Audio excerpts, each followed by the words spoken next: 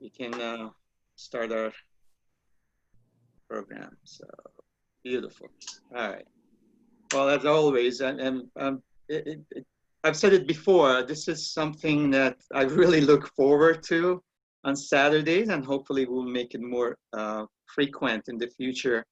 It's just joyful to come to this presentation and have such a good community behind me. It's just wonderful to be with me, and uh, and I appreciate you taking the time. I know you have other things to do, but it's just wonderful to have you with us.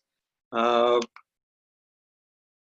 I thought it's going to be a little different today. I still will analyze the markets and we'll look at the economy. But today I want to start with something which is very dear to me, and that's the wealth that I have, the blessings that I've had in my life. And I started with this, your real wealth is your friends and your community, not the money in the bank. And the reason I say that, and specifically this is more towards our youth especially, is just a little story. I was in a third year in high school when I got to this country. And when I got here, I went to high school, and I want to go to, obviously, like many other people who come from overseas, their dream is to get their education in the United States. And that's what I was blessed to be here. And unfortunately, we had a revolution in my country, and I didn't really had a chance to see my family. My mother, I didn't see her for 10 years. But I was fortunate that I went to at that time, I went to a small Catholic school in Connecticut. And I couldn't speak much English, but I was lucky that I knew three universal languages, and one was math, which I was pretty okay in it, so it was good. Didn't need to know much about English at that time, but I could do my thing. And music, and I come from a musical background with my dad, so it was good that could use that as a common language. And third thing was soccer. And those three parts, especially again soccer, made a huge difference in my life because it allowed me to connect with the people that otherwise I couldn't have. And this was a blessing for me, and I will cherish it for the rest of my life.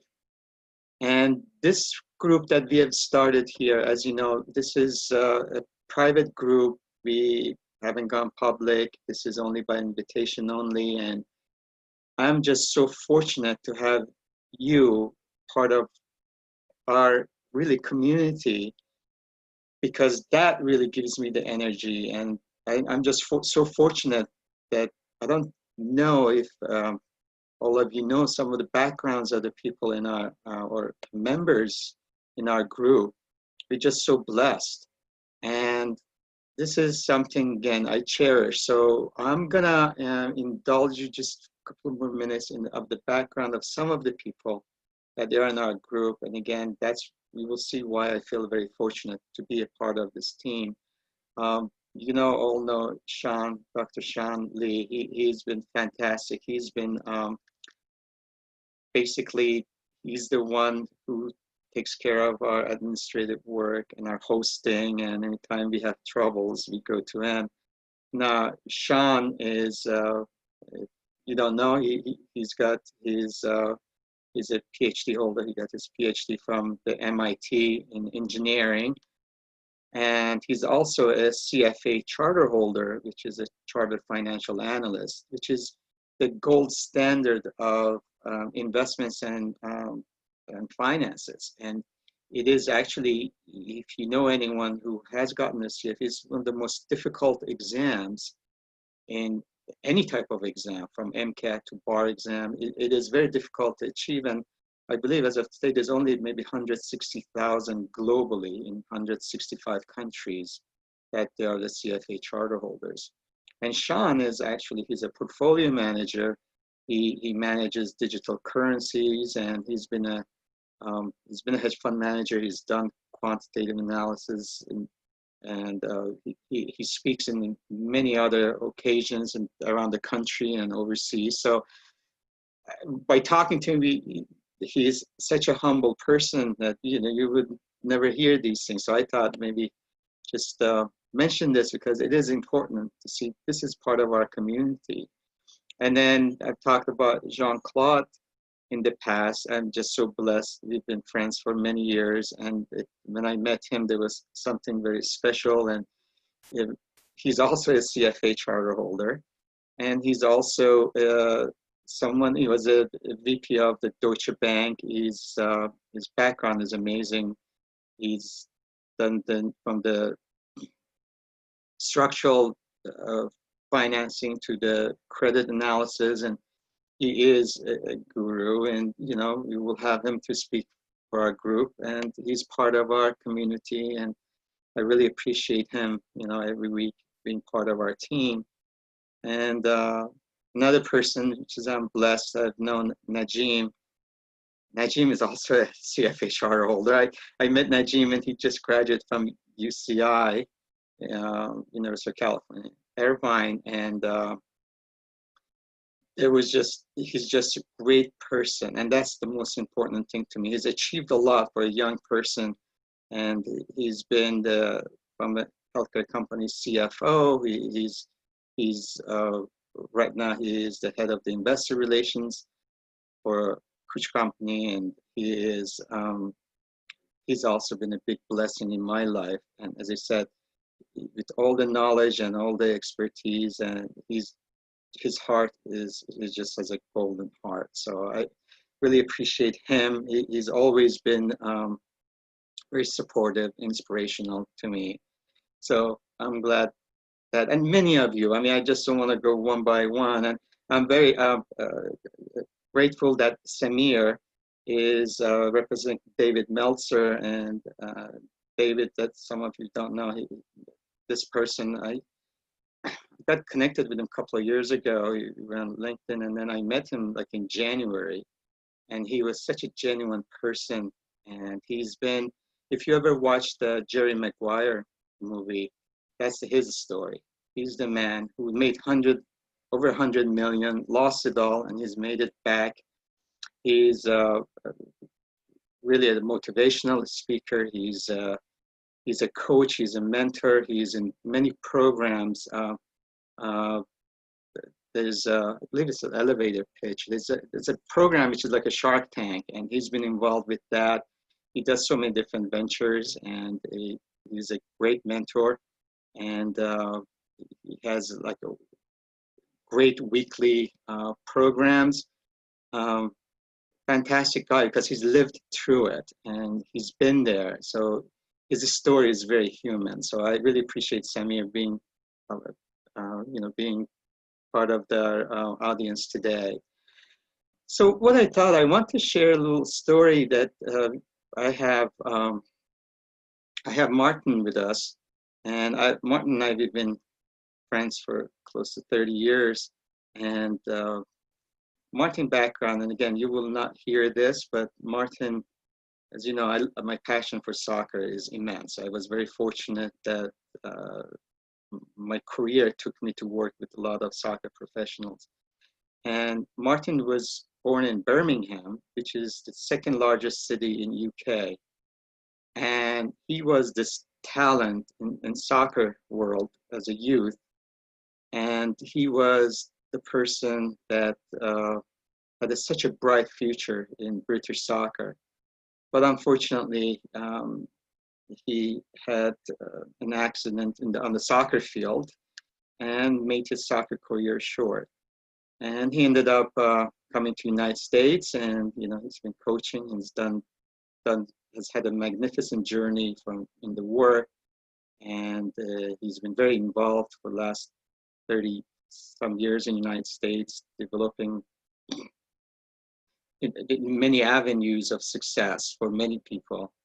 And I think, and I'm grateful, Martin, that if you didn't have that accident, obviously I would have never met you, and here we won't be here together. And that reminds you of, I sometimes look back in history. As you know, I'm a big history buff, and I remember what happened if, like, Queen Victoria wouldn't have married Prince Albert in the in the late 1800s. Would have we had World War One, and would there be a Nazi? I don't know. I mean, this history, but everything happens for a reason. So I'm blessed that I'm glad Martin was here and we met, and here he is. So with that in mind, and I thought it might be a good time, maybe share, Martin, if you don't mind, if I can put you on the spot. We've had these programs for the last about 3.5 months. This all started just one-on-one with Sean and I. We were discussing about trading skills and basically about success in investing. And our group started growing. And then obviously we had the COVID and we went on Zoom. And then Martin joined us right around that time, end of March, beginning of April. And but I thought, if Martin, you don't mind, maybe you can share a few minutes of your story, your journey, especially in the last 3 or 4 months, and give us a little background about yourself. You are also a humble person, so sometimes I have to take things out of you. But if you'd be kind enough for the next few minutes, just share some of your experiences, that would be awesome. All right, Martin. Sean, if you can unmute Martin, and that would be wonderful, so we can listen to Martin's story. Thank you so much. Thanks for the introduction, Ramin. Like Ramin says, my name is Mine. I was born in England. I came to the United States in 1986, ostensibly to coach soccer, and I was coaching soccer and loved America as a country. Decided I wanted to stay here, and I went to work for one of the largest coaching companies in the United States at that time. And they were based in a small place called Norwich, Connecticut. And that's where I ran into Ramin over 30 years ago. And Ramin was just starting out his business, and I became a client of his. I think I scrambled together a couple of $1,000, and I gave him that couple of $1,000, and it's probably the best $2,000 I ever spent.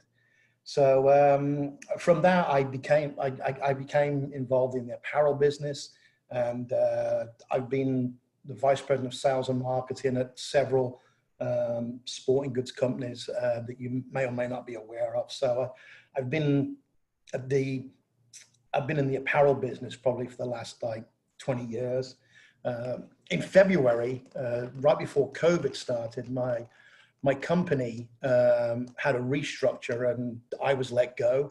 So it was a bit of a shock for me. It was a shock for everybody. There's a long story about private equity, so I won't bore everybody with that story. But in essence, they let me go. The only good thing about it was they gave me 6 months severance. So, you know, I'm still getting paid, so it's all good. And once I got over the initial shock of being let go, I'd never been fired before in my life. I thought, oh, this will be good. I'll travel back to Europe. I'll see some friends, and I'll just take 2 or 3 months off, and because I'll get a job, you know, relatively easy. And then the whole COVID thing happened, and getting a job relatively easy suddenly disappeared because not only was I unemployed, but 40 million other people were unemployed. So the job market sort of closed up, and all my options that I had out there were suddenly based around, well, when this COVID thing is over, Martin, we'll talk, and maybe there'll be a potential for you here or there or anywhere. So at that point, I thought, you know what? I've always been really interested in what Ramin does, and I've always been interested. And I've sort of semi-managed my own money, and by that I mean I put it in index funds, and just fortunately over the last 10 years watched it go up. And so with all the job opportunities sort of like being closed down because of COVID, I thought maybe I should learn about investing. And I called Ramin and I started joining the calls. And then about 2 months ago, I decided, I'm gonna give this a try. So Ramin was kind enough to give me some of his time, and he helped set my computer up. He put put TradeStation with all the different charts and graphs that would have taken me 4 days of reading, and Ramin put it all up there for me in like an hour for me. So I was immensely grateful. So I decided I would start trading because I thought, you know what, this COVID thing and the job opportunities could be a long while before I get a job again, and this hopefully could be a income generator for me. So I started coming to classes with everybody and did some learning with Ramin, watched a lot of videos, and I think my first trade, I traded paper money on Think or Swim for about 10 days until I started trading with my own money, which was like, I mean, it was scary, exciting. It was a whole bunch of different emotions. And I remember one of the first seminars that Ramin gave that I attended, he says, one of the things you need to understand what sort of person you are. And when you're investing your own money and you're doing some day trades, you sort of quickly understand what sort of person you are. So I've been investing now probably or day trading, or, you know, buying shares and options for about, it's probably four or 5 weeks now. And it's been really exciting. I probably text Ramin too much because I text him during the day to say, this is what I've done. What do you think? And I'm gradually getting into the process where I think this might be something that I could do for a living. So I just wanted to, if you don't mind, Ramin, I'll just share what I do on a typical day. So on a typical day, I get up and I go to work. I'm fortunate that I live in an apartment building, and part of my building has a couple of offices downstairs that you can rent. So I just go down there because mentally I get out my own space and go into a workspace, and I get into a work frame of mind. And then the first thing I do is I have some notes, and I've just got them right here. I mean, you can't read this, but I have notes on my trading strategies. So I just read this every morning because I need to know what I'm doing. And I just focus on the gap strategy, the squeeze strategy, looking at moving averages, looking at channel strategies, looking at Fibonacci. And I just read that over every morning because I'm brand new. I'm trying to learn things. And so I just find that really helps me. I have this little thing here, my investment notes. It's just 2 pages. Most of this is stuff I've taken from Ramin. So the first thing at the top of the page is the risk on, risk off, which I look at every single day. And then I have my notes on options, and it's very basic. You know, I just say, I explain what a call is, what a put is, what you do when you buy a call, when you sell a call. I read this every morning, the notes. So I'm just trying to build up the understanding of what I've been doing. And what I wanted to share was that, like, as Ramin always says, you know, you need to understand what sort of person you are because you're moving money around and you can get very emotional about money. So I try and follow what Ramin has taught us over the last 5 or 6 weeks.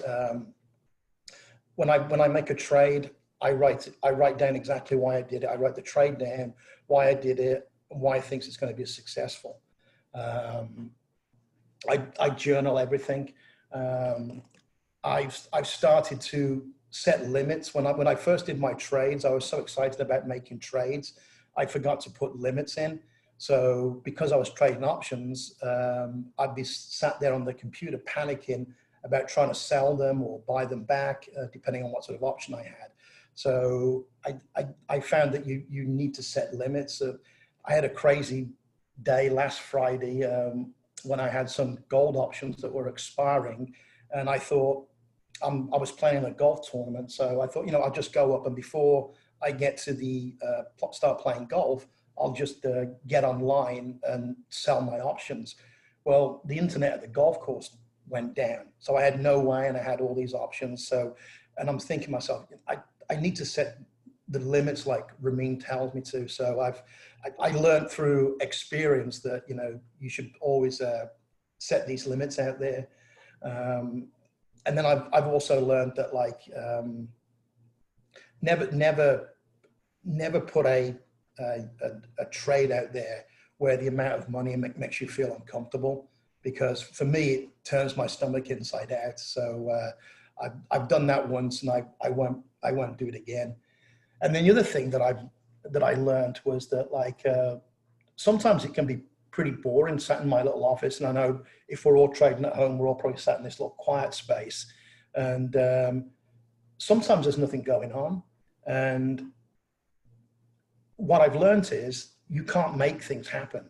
So I don't know, 7 or 8 days ago, I was just bored and made a trade because I was bored, just to do nothing. Because I felt I'm just sitting here and I can't see anything in the market. And as soon as I put the trade on, I realized you're an idiot. You just did that because you were bored. So I just waited for the optimum moment. And I think I lost a tiny amount of money, like $50. And as Ramin says, that's my tuition, but I'll never do that again. But I think from what I would share, if you're just starting out, is that, like, having the discipline is the thing that I find most important. Knowing what you're trading, why you're trading, putting those limits in place. Don't do things because you're bored, and also a little knowledge can be a dangerous thing. So I got all excited last week about calendar spreads.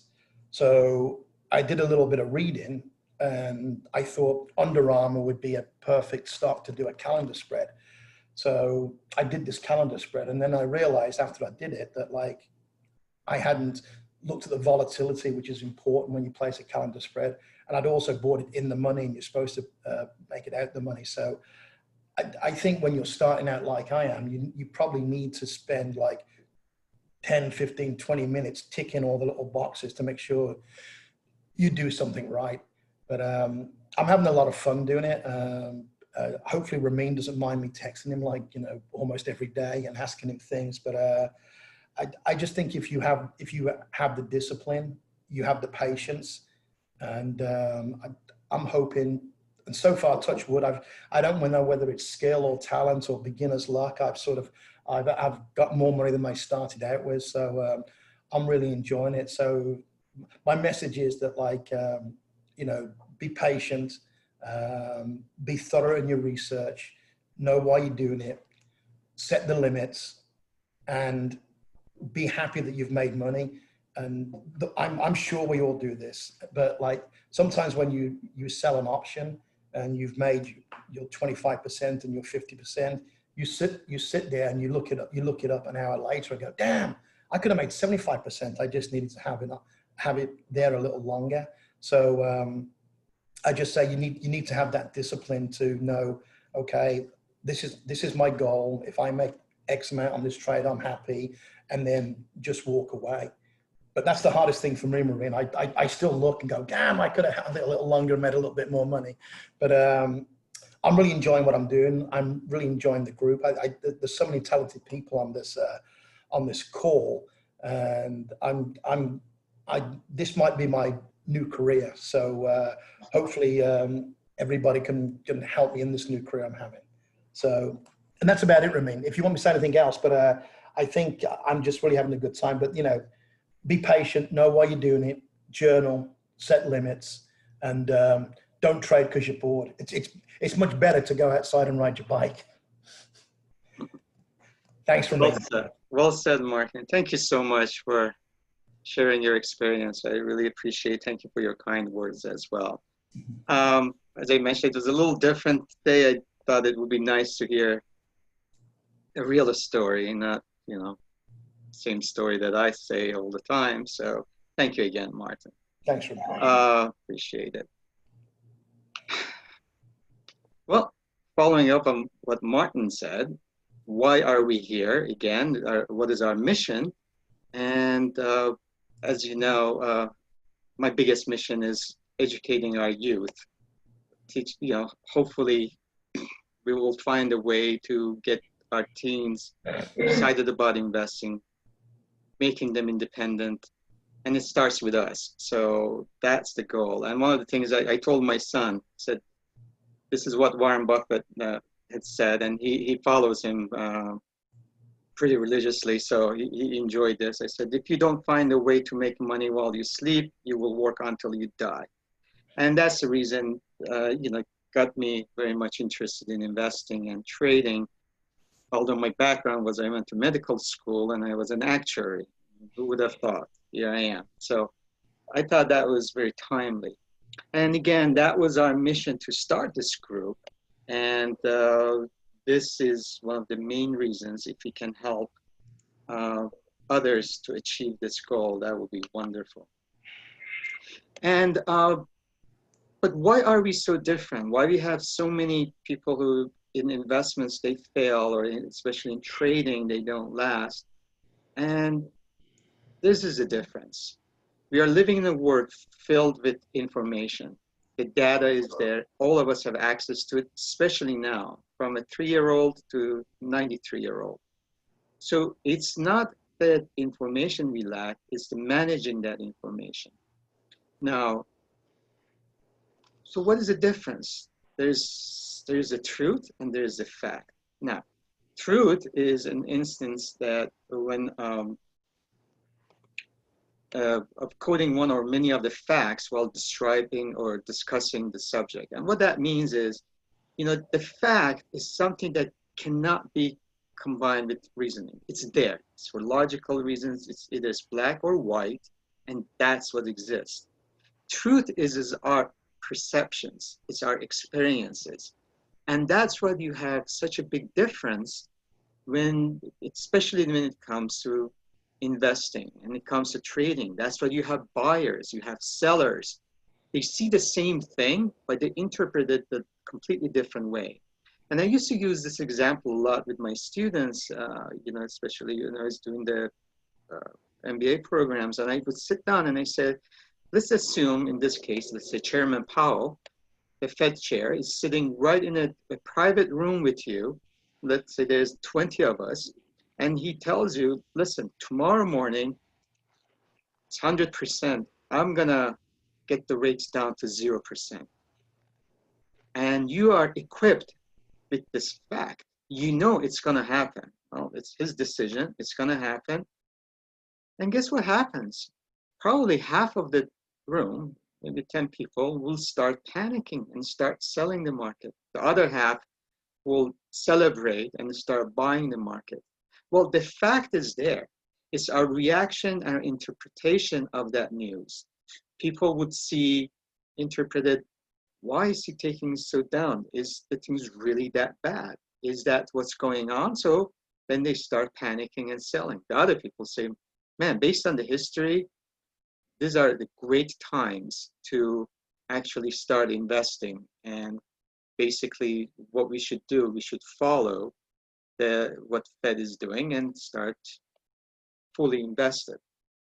I mean, to quit with that, and that's what, again, I'm excited. Today is like really exciting day because I'm looking at the future and what we're gonna do with our more of educational videotapes coming up. And I thought that just for the next 5-10 minutes, just share what we will be equipped with our group in the weeks and months to come. And so I'd like to share that with you. Basically, we'll go over, first of all, the general idea will be, we have to understand what is investing and what is trading. Sometimes we go from trading to become investing because the things are not going our ways. All of a sudden, from short-term become a long-term. No, you have to define it. You have to know where you stand. We talk about portfolio management, different skills from academic side of things to more of a managing real life skills. What is a top-down versus bottom-up? We look at international finance.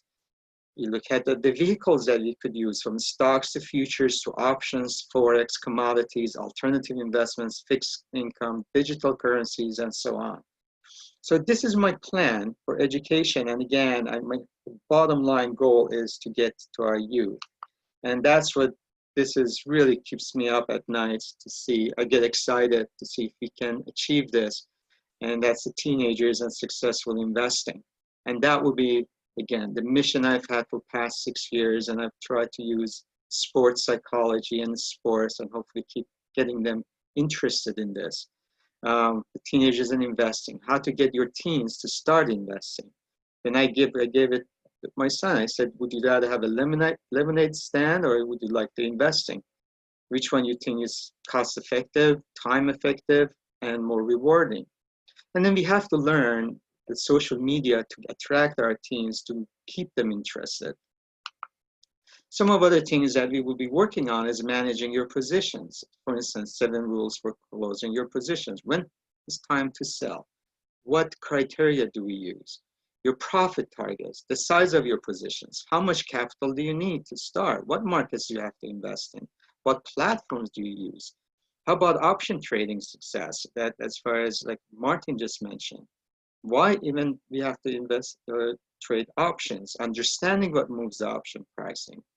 Do you need to understand the Greeks?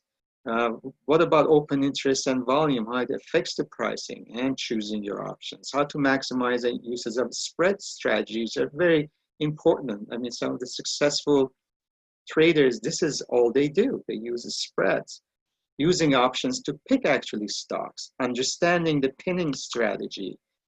How do we choose the profitable setups? Again, Martin mentioned about the gap plays. Now we use them in stock indexes, but also in gap plays in stocks. How do we use moving averages, the patterns, the candlesticks, the Fibonacci, Bollinger Bands? The psychology, which is the most important thing in my opinion. And again, as Martin mentioned, it's the self-analysis, self-awareness. We have to understand who we are. And so we will also provide some kind of test, psychological test, resources to find out more about yourself, because we all have different backgrounds, different mindsets, different upbringings, different environments, and that affects all the decisions that we make. Your journal, how to write one, how to have a good one, because that is very important. That's, I think, one of the most important things that a lot of people become comfortable after 1 or 2 months, and they disregard that. So we will have samples of that. I'll share what I do, for instance. Your trading plan, why you even want to invest, why you want to trade. And again, what do you need to do in order to be successful in having a trading plan? You have to also decide if this is a hobby or if this is going to be, you're going to approach it as a business. And you need to come up with a good business plan.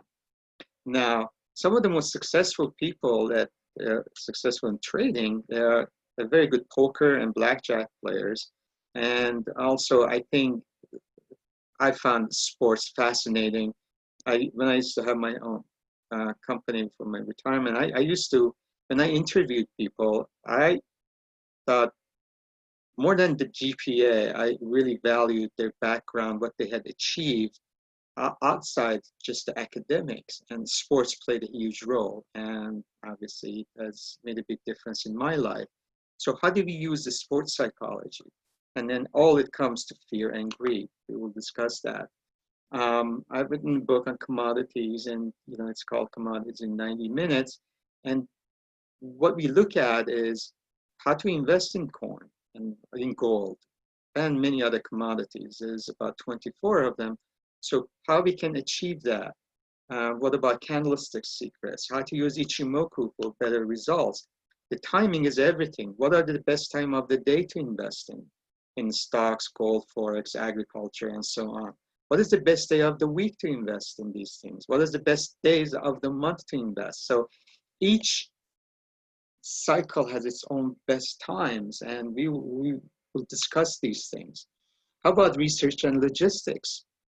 Some of my favorite websites is Finviz and stockcharts.com, which they are free, accessible. That's the reason I've chosen. It's a wealth of information, and it is so much information that you don't really need a lot of other platforms. If you can manage to learn about these, then you should become having a big edge. And this I think you can do over the weekends, learn about these, so you're prepared for Monday. As Martin said, he reviews his plans before the markets open. You want to be prepared on Sunday to see what's going to happen for the whole week, the following week.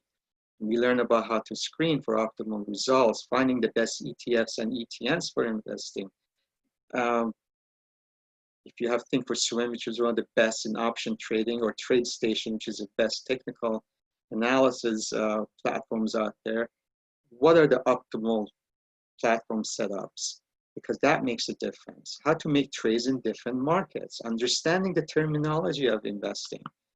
And with that in mind, those are the things that I'm working on, and I'm hoping you're the member of our group and we continue this journey. Those are the things I've been working on. Now, with that in mind, let's talk about our weekly analysis of what we've had in the going on with the economy.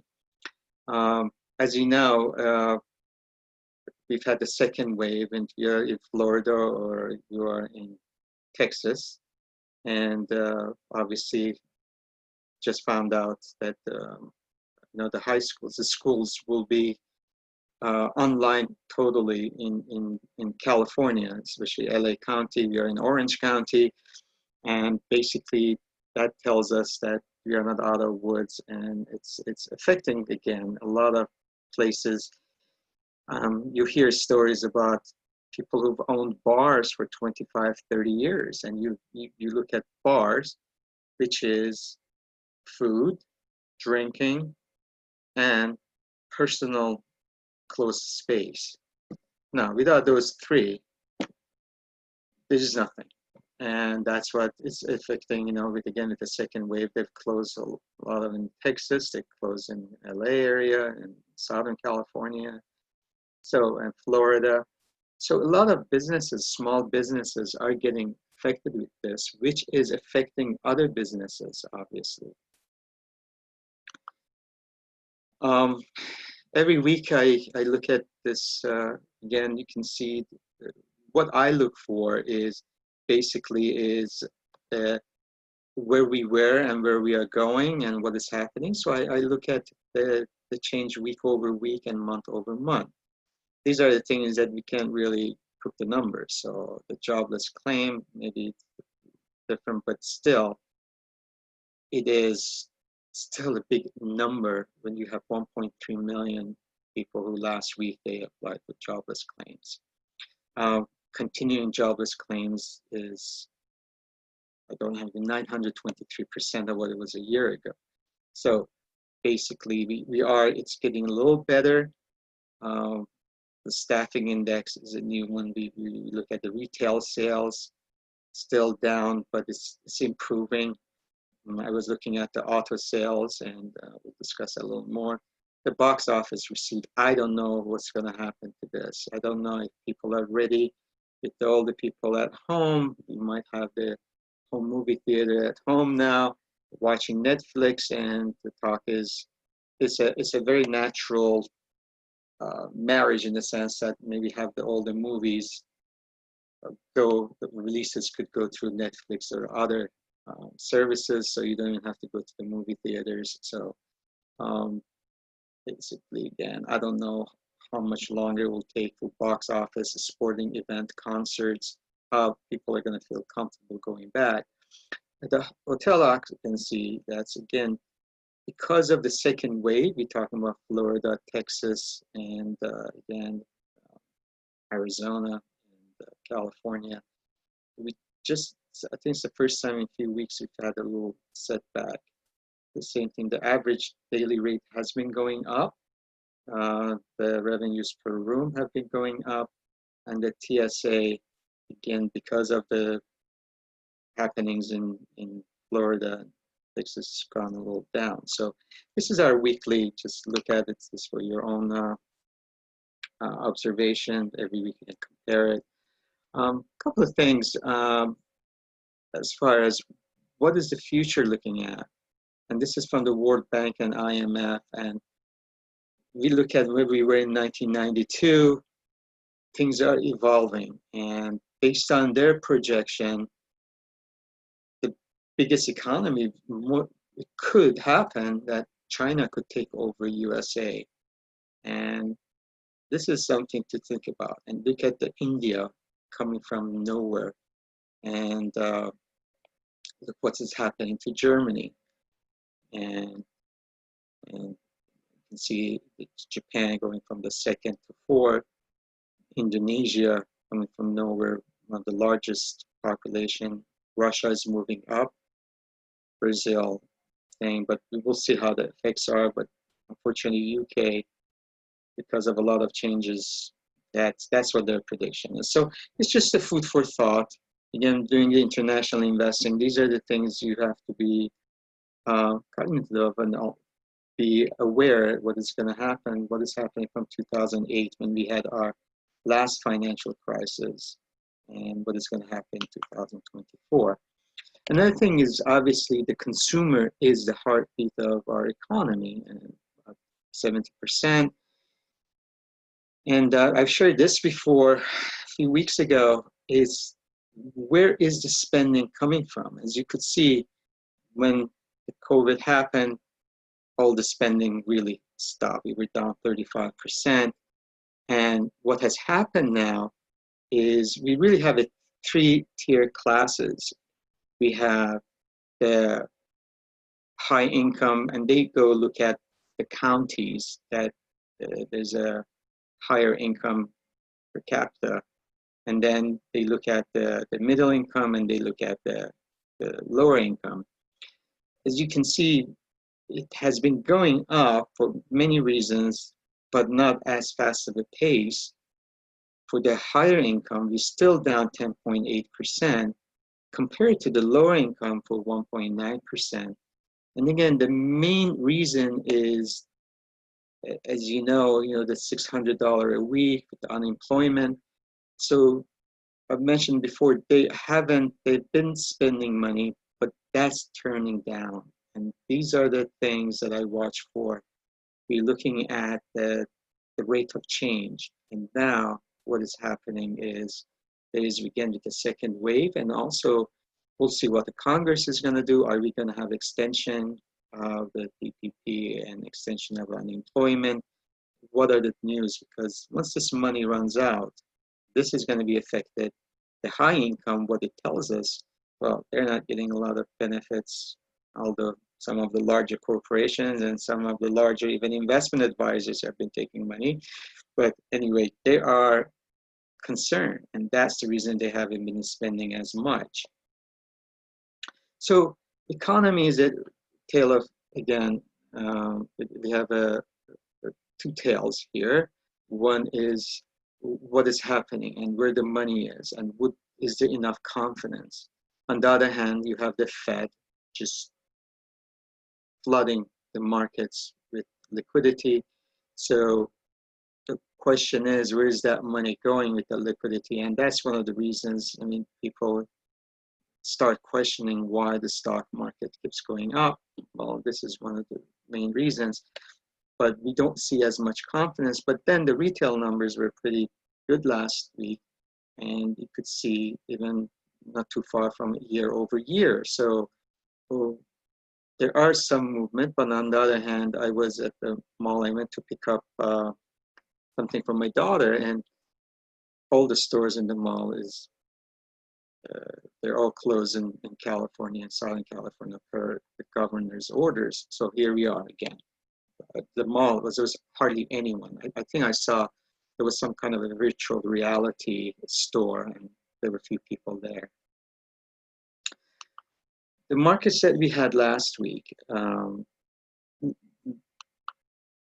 let's review. I always like to see what happened weekly and where the money is going. As you know, Dow Jones Industrial Average has been a laggard. Our leader has been technology-driven NASDAQ, but Dow Jones had a pretty good week. They were up 2.29%, but it's still down 6.54 for the year. On the other hand, S&P, who would have thought? We are actually flat for the year. We were up 1.25%, and NASDAQ was really the laggard last week, but yet it's up 17% for the year. So what happened last week? What were the strengths and what were the weaknesses?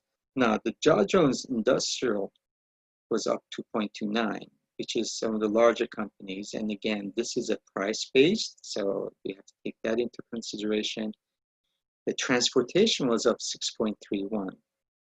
And then utilities were up 4.71. So it's really interesting when you look at these numbers. And then you go down to S&P 500 and NASDAQ, which was actually negative. On the other hand, you look at the Russell 2000, which is the small caps, there is a discrepancy and what is going on. On the other hand, the breadth, the week before, we had kind of a negative breadth. There were less advances than declines, but last week we had more advances. So the dollar was down a little bit, and then the gold, which we follow, was up a little bit for the week. So you can see the relationship between the dollar and the gold. The T-bonds were pretty flat last week. We talked about what happened. We are in a really range bound with the bond market. You can see the large caps as a whole, they were up 1.22%, but the growth was actually down for the week and the value was up. So there's this movement, and we call it rotation. So the money is moving from growth and going to the value. And we will analyze it a little further. Then we look at the mid-cap growth and the mid-cap value. Again, the value is overtaking. And the small cap, the money is moving to small caps. And what is happening is a majority of the movement has come from like Russell 2000 has a lot of small banks, and they had better than expected numbers. So there's a movement from more of a technology going more to economic sensitive, and we will analyze what is happening with the sectors. We look at the REITs, and then I look at what is happening in UK. We were up 3.25, India, and what is happening in the internet, and you can see there was one of the rests where in the internet, although it's still up 19.48% for the year. This is what concerns me still. Again, I use the sentiment, and you can see since mid-April, we've been in the euphoria area. After the panic that we had, we still around 50.53. And that's the Citigroup panic euphoria. But I want to also go back and look at what is happening, and then this CNN looks at the 7 factors. Now we have moved to 63, which is telling us there's a movement to more complacency. And one of the things that I watch, it's very important to me, is the put-call ratio. Now, what that means is, are the people buying more puts for indexes? And I use that, CNN uses a 5-day, I use a 10-day moving average. And last week, we actually went very low intraday. And basically, that was a little warning sign for me. And I will review the markets a little more, but that's something that concerns me. And the reason for that is, last time we discussed this was June 5th, and we looked at the greed was at 66. So let's see what happened at that time. This was June 5th, and right around here, we had a big push move up. There was a little resistance at 3,200 area, and then this is called island, and then we had that sell-off, which we stayed range bound. We hit that 200-day moving average, and we basically were range bound. We finally have taken that. These are called doji, that means indecision. So we are getting to a zone that there's a lot of question marks. So next week we have some big technology, especially Microsoft, which we're gonna watch it carefully to see what is happening. And is that one of the reasons that the move is going from more growth-oriented technology going to more value-oriented and more of economic sensitive investments? So This is, again, the S&P 500. And basically, we're still above all the moving averages. So I've talked in the past, every time we go over 20-day, we come back and kiss it. And um, most likely 3150 is our support. So let's see what happens next week. Now you can see that QQQ for the week that was down because of, again, there's a money rotation. It could be Apple because of what is happening. Is it the Netflix news? So there is, apparently there's a rotation. You look at Amazon, you look at Google, you look at Facebook, the big horsemen, and then you look at Tesla. So the money is apparently, you can see again, as NASDAQ was going down, the Russell 2000, which is small caps, they actually had a breakout and they moved above 200-day moving average. So there is some rotation going on. So I use the ratio of the QQQ to IWM. It gives me visually where we stand. We had really gotten overheated, and now you can see what this means is QQQ is weaker than IWM. So we'll see how long that will last. But it is telling us that the money is moving away from technology.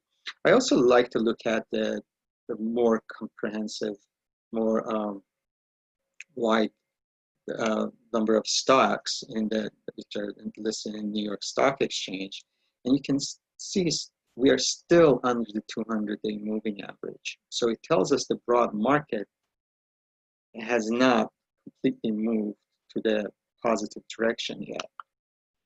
And this is where I'd like you to, every week, I mean, on your own, follow the sectors. Now, these were the big winners last week. Now, what you could see, there's industrial, basic material.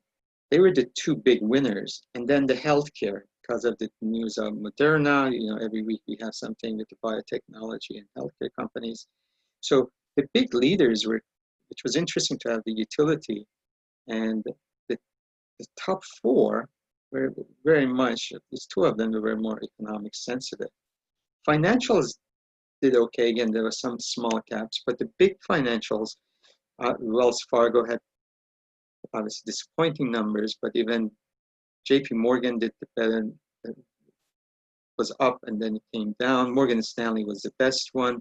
Goldman Sachs had a great jump and then that fizzled out. So basically the large banks are coming up with all the warnings. And believe it or not, I mentioned last week, the market's going to take a little bit to the favor side of things, but there's so much unknown. I mean, the health of the banking is much better where it was in 2008, but they are putting 10 to 15 billion dollars on the side. Just they don't know how many defaults we're going to have, especially with the commercial side, and so they're trying to protect themselves. And obviously, the market is looking at it. Maybe it is positive, but still, the financials, the big banks, they didn't have a great move, but also they didn't drop that much either. So that's something you should watch, and that's where, again, financials, a lot of smaller banks, the regional banks, did better. On the other hand, we look at consumer cyclical and technology, and that's where the money was moving from the communication services, moving more toward the economic sensitive cyclicals, and this is what happened on Friday. Now, the word of caution, I mentioned about Friday. So we look at these numbers. Remember, Friday was the option expiration. A lot of things happen in option expirations. I didn't put down the market movements during the day. And when you're a trader, because you look at the much short-term movements, the job of the market is to take money away from you. And I've said it before, and it is, markets are equal opportunity dream destroyers. So what that means that they want to take the money from the longs and they want to take the money from shorts. So in option expiration, historically, the markets move up till Wednesday and then they settle down.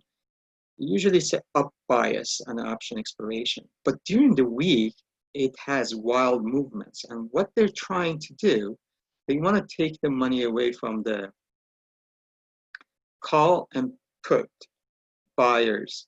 And what they do, they want to make sure they keep the premium. So they have these, I mean, you go back to Monday, Tuesday, I will, just look at it yourself. We had a lot of gap plays, and all the gaps are almost filled every single day. So you will see there was a big drop, and then it will bounce back.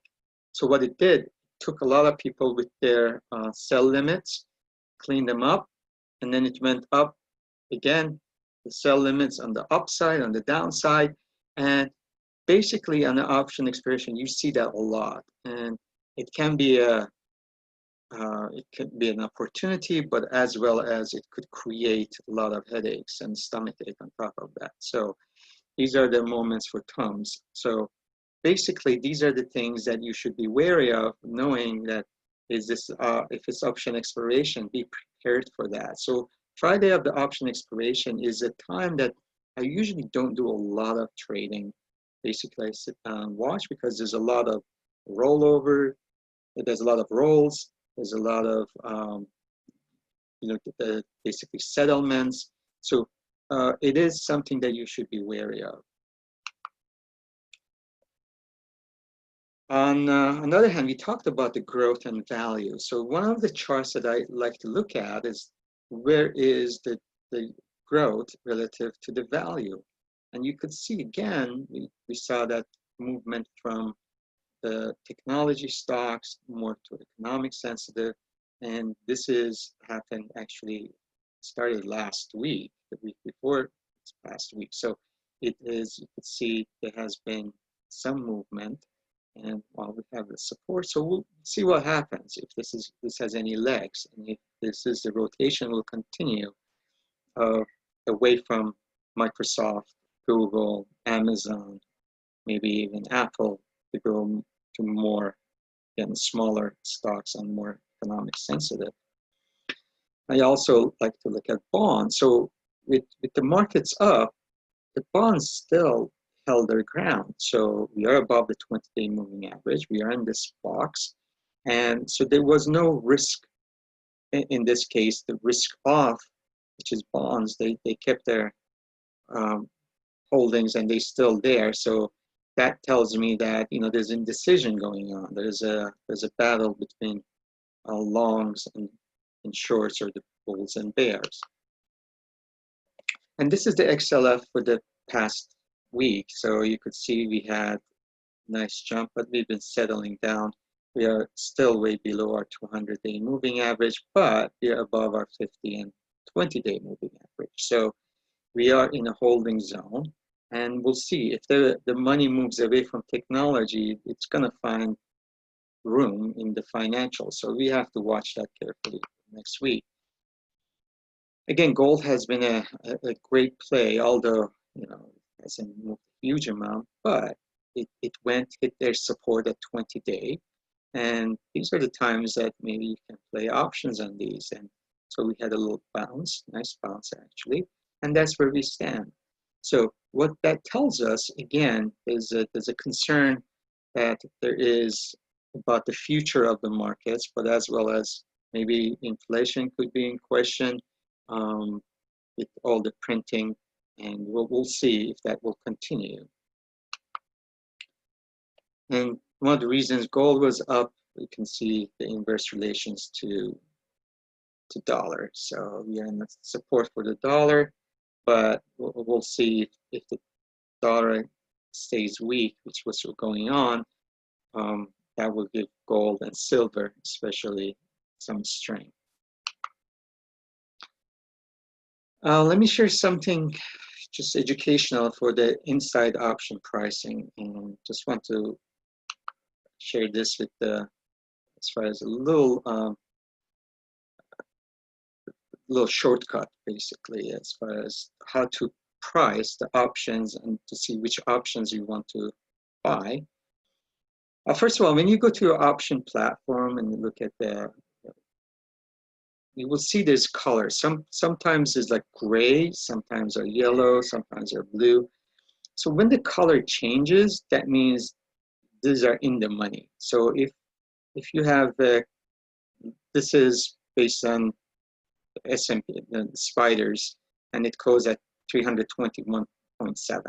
So at 321.70 on Friday, so anything or under 321.70 is in the money, and that's why you have yellow. So you know you have intrinsic value. Anything over that is out of money, so this is pure extrinsic value. And then the same thing with put, which is the opposite, in the sense that anything over, then you are in the money, and anything under, you're out of money because it's away from you. So that's just a little hint of how to interpret these numbers. But let's say it closed at 321.70. You say, well, what option price will be a good option to buy without going to the deltas and look at the Greeks and probabilities and implied volatility? One of the shortcuts you could use is, number one, I always look at the volume, and this is open interest. And you know, the more open interest, obviously, there's more interest in these investments, or option calls, or in this case, we are not looking at the puts. I'm emphasizing more on the calls. So let's say at the money, which is very close to the number that it closed, so it will be 322. I would say this is very close to being at the money. So one of the tricks that I use, I look at what was the price of the 322 at that time. At that moment, it was $3. Now, the 321, which is $1 less, it's at 368. And 322, which is $1 more, is 251. Now, what happens, it is the difference between these two. And again, I understand this is not exact 321.70, so it's a little biased to the lower number, but you can use it for everything else.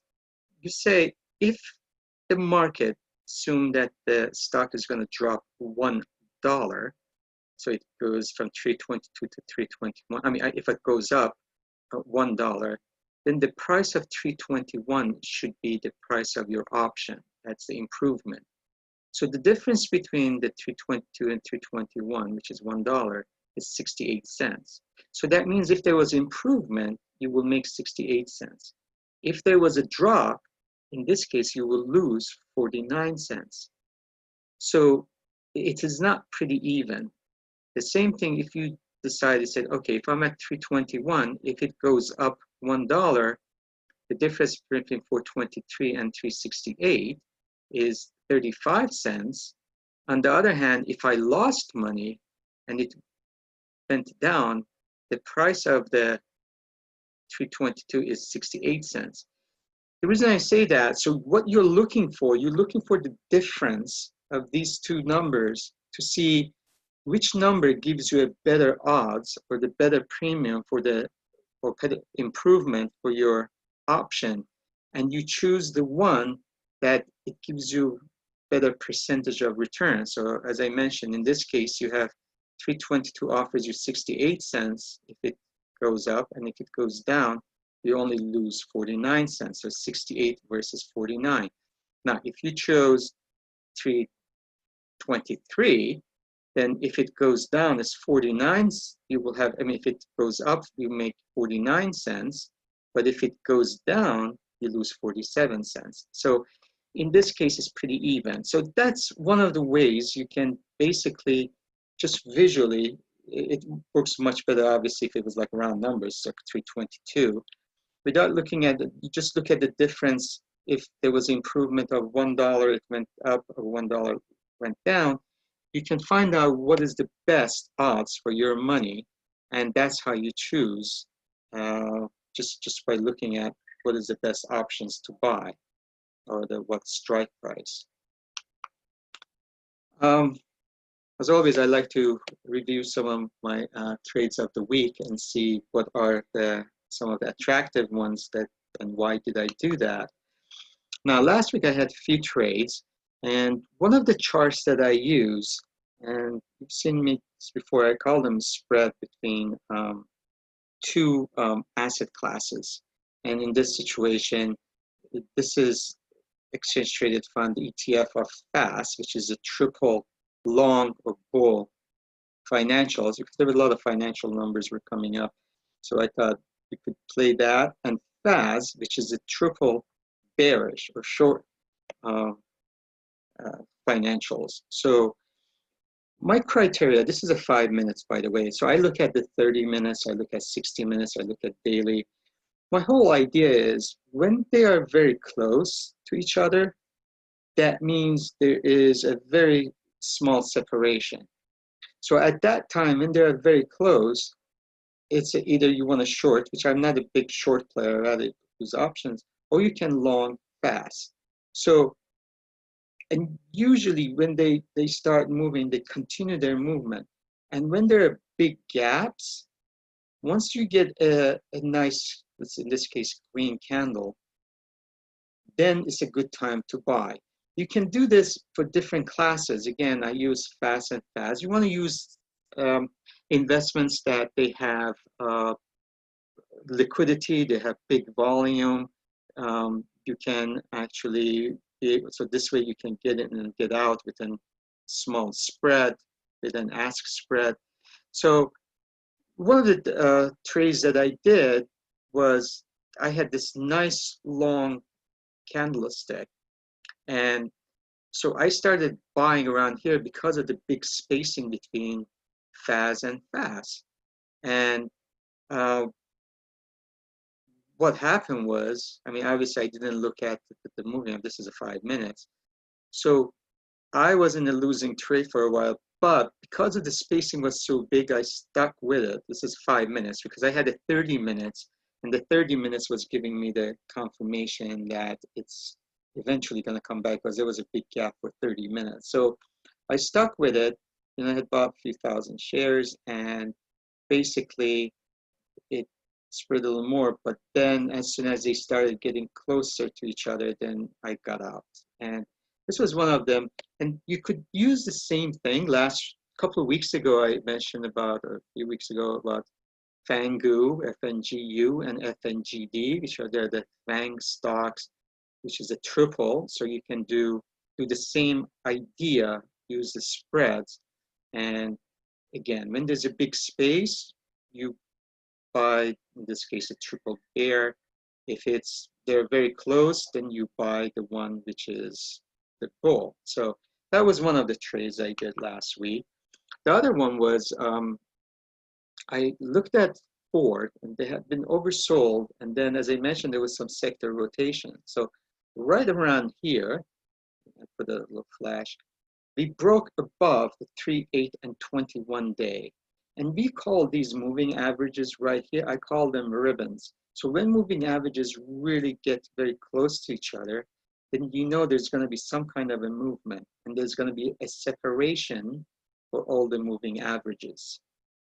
Now, in this case, they were kissing each other and they were very close, and all of a sudden we had this breakout. So at that moment, what I did, I bought some shares in Ford, as well as I bought quite a few contracts in the $6 and $7 call options.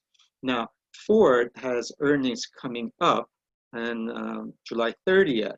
So there was a big interest, open interest, and also big volume activities in July 31st weekly options of Ford, which could be, obviously it will be more of a earning related, but also it continued to August. So I purchased more of an August calls, and usually when I buy it in different platforms. And this is something actually Martin referred to, because sometimes I've learned it's operational problems. So one platform, such as it happened a few months ago with like Robinhood, 3 times they broke down. So I like to have a little diversification. So if I'm trading in TradeStation, if I'm trading in Thinkorswim, I'd like to have them kind of in different positions if it's possible, just in case one thing happened to one. I'd like to be able to get out of the other things. I like to have, by the way, I don't use a lot of Wi-Fi. A lot of, my desktops, my laptops, I connected directly the modem, so I don't try not to use Wi-Fi, just in case at the moment I need them. I want to make sure I will be able to execute my trades. So this is, again, my first objective for Ford is $7. So we'll see if we can achieve that. With that in mind, as Martin mentioned, I look at my option strategy is, number one, I encourage you to always have multiple contracts.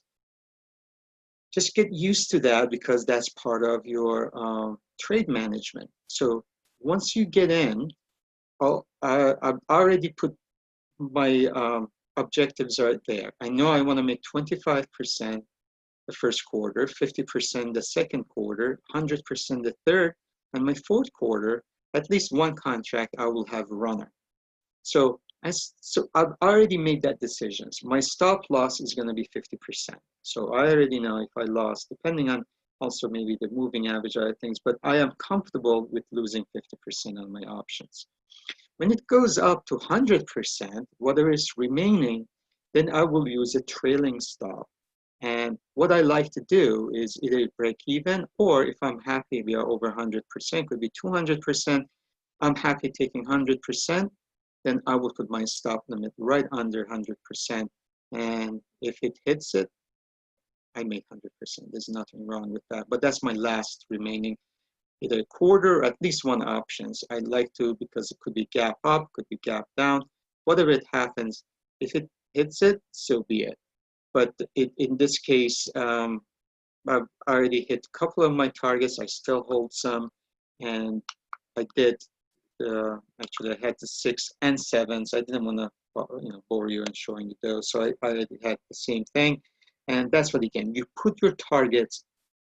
The time that you, at least I do, the time that I'm putting my trade in, because I have a clear mind and it's unbiased at that time. I also looked at the SPY.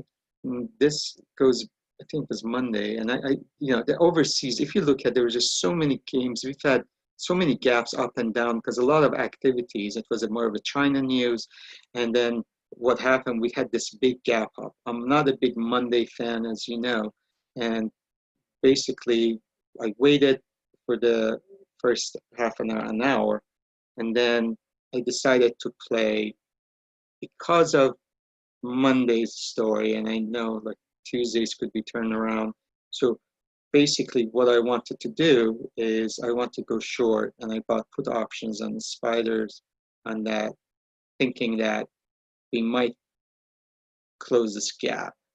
So we didn't. It was painful watching it. Again, that was a 50%. I didn't hit me.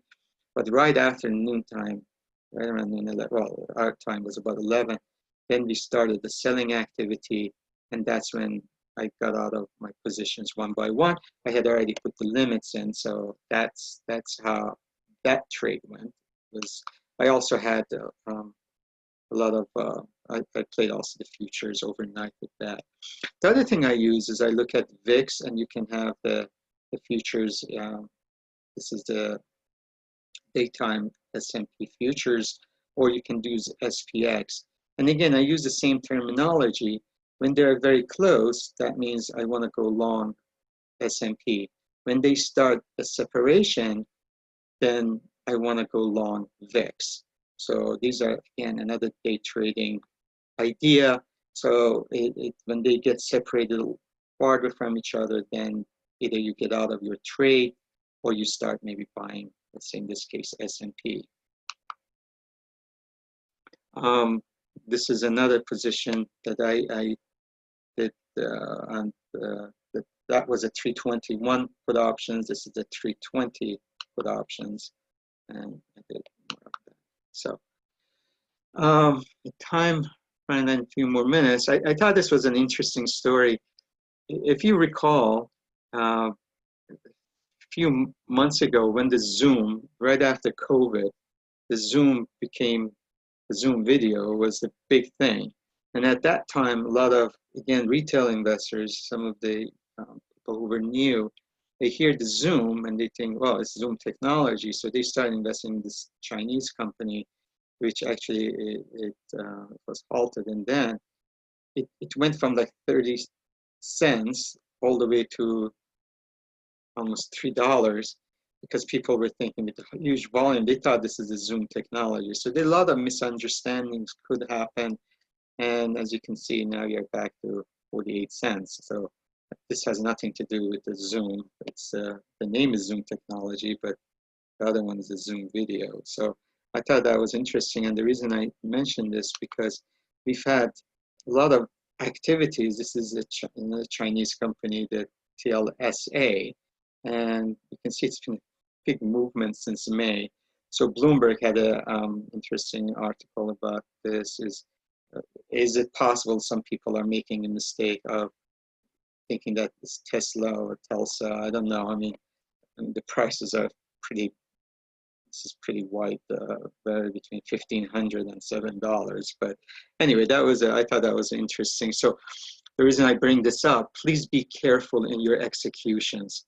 Make sure you review it. When it says review, unless you're really professional, you've done it many times and you don't like that pop-up says like confirm it, just make sure you're doing the right name, right symbols, the right number of shares, the limits that you put in, make sure if it's buy, you buy, you sell. Just please double check. It never hurts because I can tell you Sherry's stories that I've done, and this is it's not fun. Last but not least, every week we look at the SPX's expected move. What we've noticed, it's kind of shrinking. So what is happening, we had a few weeks ago, right around 4th of July, it was like $128 expected move. And what that means is they're expecting the market makers and options, they're expecting the S&P is going to move. Let's say last week they were thinking it's going to go up either $76 or it's going to go down to $76. So this way you can, those are the bands. Again, if you're an option player, you can actually do your predictions in a sense and make sure the probabilities on your side. So this week, I think it's one of the lowest we've had since COVID started. So we had $74. There's still a big number. And what that tells us that the VIX is a little lower. But when I look at VIX, I look at the volatility of VIX, we're still over 100. We're at 116. So there are the future traders, they're still putting premium on the future VIX movement. So we are not out of woods. It's just a little bit narrower. So the reason I give you this, so if you're playing SPYs and you want to see what would be the expected if you're going to play it and how far you think the SPY is going to move, or SPX, which is, it's 1/10 of the spider is 1/10 of approximately SPX, then like in this case, it's going to move maybe $7.40 on spiders. That's how you can play the options. You can put your limits, then you know what to expect. And we will go further in the future and how to play, whether you want to do iron condors or you want to do butterflies based on the knowledge that you have. And these things actually work out very well in the earnings time. So you can use those as strategies. So with that in mind, this is the last one I have, last slide. So I'm going to go back to the beginning.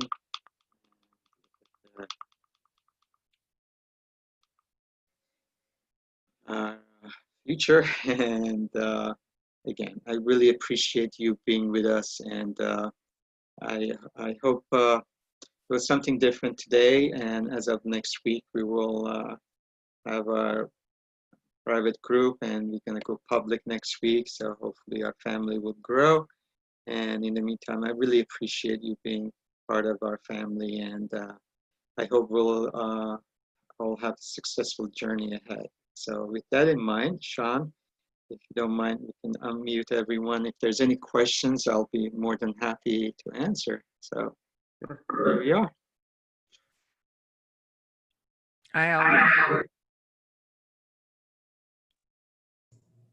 press